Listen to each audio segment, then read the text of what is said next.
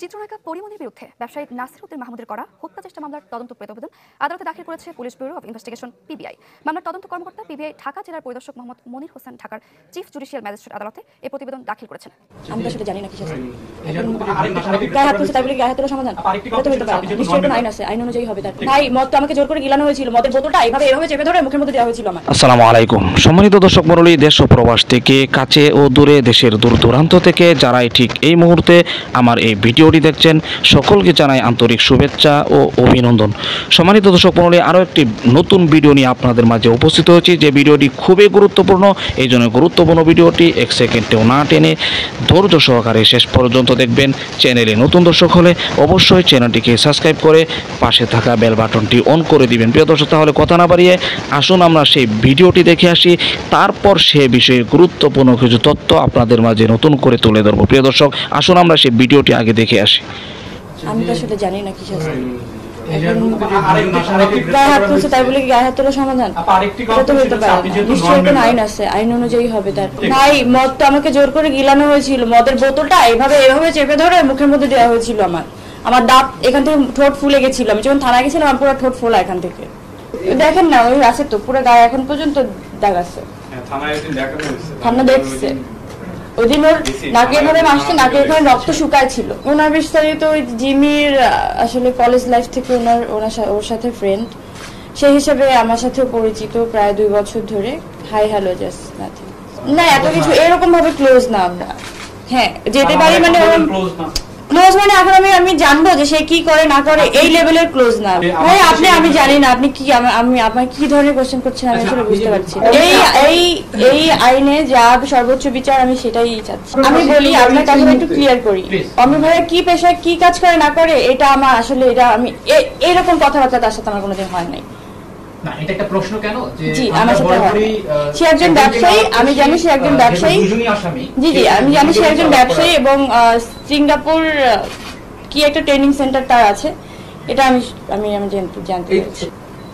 যারা আসলে দায়িত্ব নিয়েছেন এখন আর মানে ভরসা হারানোর কিছু আমার নাই। আমি আসলে সত্যি সাহস পাচ্ছি এবার।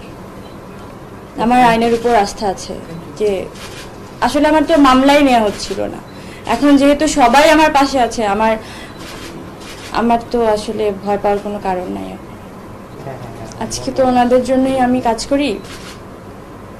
ওনারা আমাকে এইভাবে ভালোবাসে, পাগলের মতো ভালোবাসে। আমি এই কয়েক ঘন্টা টের পেয়েছি। আমি আপনাদের সবার কাছে অনেক কৃতজ্ঞ। আমার পাশে থাকেন এভাবে। Thank you. পুরোটাই আসলে তাদের ক্রেডিট, তাদের সাপোর্ট ছাড়া আমার একদমই সম্ভব হতো না। আমি 4 দিন ধরে যেটা পারিনি আজকে তারা আমার পাশে থেকে সেটা আসলে সম্ভব হয়েছে তাদের জন্য। না আমার মনে হয় আমি যাকে মা বলেছি আমার মনে হয় সে দায়িত্বটা নিয়ে নিয়েছে। আমার এখন নিজেকে এতিম মনে হয় না। আমার মনে হয় যে আমার একজন মা আছে এবং আমি অনেক শক্ত। আমি পারবো এখন করতে। ও যে জিমি কস্টিউম ডিজাইনার, আমার 5-6 বছর ধরে আমার সাথে কাজ করে। মানে আজকে সেদিন আমার বারবার আচ্ছা আমার নাম জিমি, আমি ফ্যাশন ডিজাইনার। তো মানে সেদিন যেটা হয়েছে বারবার আমার ওই কথাগুলা ওই ওয়ার্ডগুলা বারবার কানের মধ্যে বাজে। আজকে কি হয়েছে কি বলছে সেগুলো আমার কানে আসে না, বাট দেখে একটা রিয়েলাইজেশন দেখে আমার ভিতরে অনেক মানে সাহস আসছে যে অনেকগুলো কথা বলার।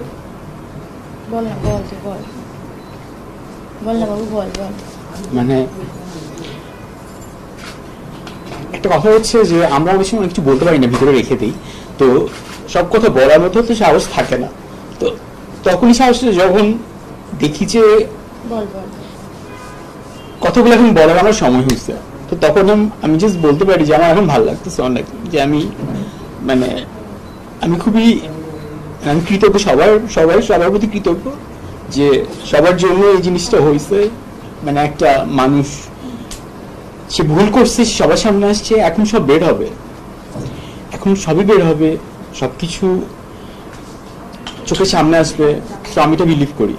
বাট ও শখ ছিল যখন বলছি যে অমি ভাইয়া আপনি কিছু বলেন, কিন্তু অমি যখন বলে নাই কিছু, এখন থামাইতেও যায় নাই, উল্টা বলছে যে তুমি চুপ করো না জিমি, তুমি চুপ করো না, হয়েছে তো একটু খাইলে কি হয়েছে, একটু খাও, কথা শুনলেই তো পারতাম। তখন ও জোরে চিৎকার করছে অমি ভাইয়া তুমি, অমি ভাইয়া তুমি। তারপরে তো মাইক ধরে আসে যখন খুবই মানে আপিকে যখন খুব মানে বাজেভাবে গালাগালি শুরু করছিল, তার আপনি আমাকে বলছিল যে কখনো এরকম সিচুয়েশন হলে 999 ফোন দিতে অথবা ভিডিও করতে। তো আমার হাত কাঁপছিল যে তখন আমি আপনির ফোনটা নিয়ে তা আমি ক্যামেরাটা অন করবো, উনি আমার দিকে তাকায় লাইক খুব বাজেভাবে গালাগালি শুরু করতেছে, আপনি করতেছে আর আমার দিকে তাকাইছে। তা আমি দেখছি মোবাইলটা অন করছি, তো তখন আমি আপির মোবাইল থেকে জাস্ট এটা আমি ঢুকতে পারিনি, আমি আমার মোবাইল অন করে ফেলছি, করে 15 সেকেন্ড একটা ভিডিও তখনই হয়ে গেছে, যেটা হাতে নিয়ে উনি দেখার পরে আমাকে সে দুজনে অ্যাটাক করছে। তো আমি এই পাশে আসার সময় আপির ফোনটা আপির কাছে রেখে চলে আসি, তো ওরা ভাবছে যে ফোনটা মনে হয় ওই আপির ফোনেই মনে হয় আমি ভিডিওটা করছি, আমার ফোনে না। তো আপির ফোনটা উড়ায় মানে ফেলা দিচ্ছে। তো আমি ওখানে লম্বা করেছি ওয়েটার, তো ওনাকে বলছি ভাই একটু ফোনটা নিয়ে, তো উনি না বলে পাচ্ছি না, আমি দেখেন ওই পাশে আসতে, তো নিয়ে আসছে। আর এদিকে আপির অক্সিজেন লেভেল কমে গেছে, আর ওটা লাইট বন্ধ করে দিচ্ছে, তো এসি সব বন্ধ। তো বলতেছি আমি ভাইয়া এই নিঃশ্বাস নিতে পারতেছে না, একটু এসিটা ছাড়ে না প্লিজ। তো ওরা আমাদেরকে সাপোর্ট দিচ্ছে, সেই এসিটা ছাড়ছে তারা, তারা সব পাশেই ছিল, ওয়েটাররা সব পাশেই ছিল। আর এর মধ্যে তো ওরা চলে গেছে, তো ওয়েটাররা আমি তো ভাই লাইটটা জ্বালাই দেন, তো আপনি তখন নিঃশ্বাস আর নিতেই পারতেছে, মানে খুবই খারাপ অবস্থা, যে মানে এখন তো হসপিটালে নিতে হবে, অক্সিজেন দিতে হবে। তো আমি বলছি প্লিজ ওনাকে নেন, উঠেন গাড়িতে। তা আমি ধরছি, আমার সাথে ওনারাও ধরছে, ধরে গাড়িতে উঠাইছে, ওখান থেকে আমরা আচ্ছা আমি বলি, আমি সেদিন শর্ট পরা ছিলাম আর একটা হাত কাটা গেঞ্জি পরা ছিলাম।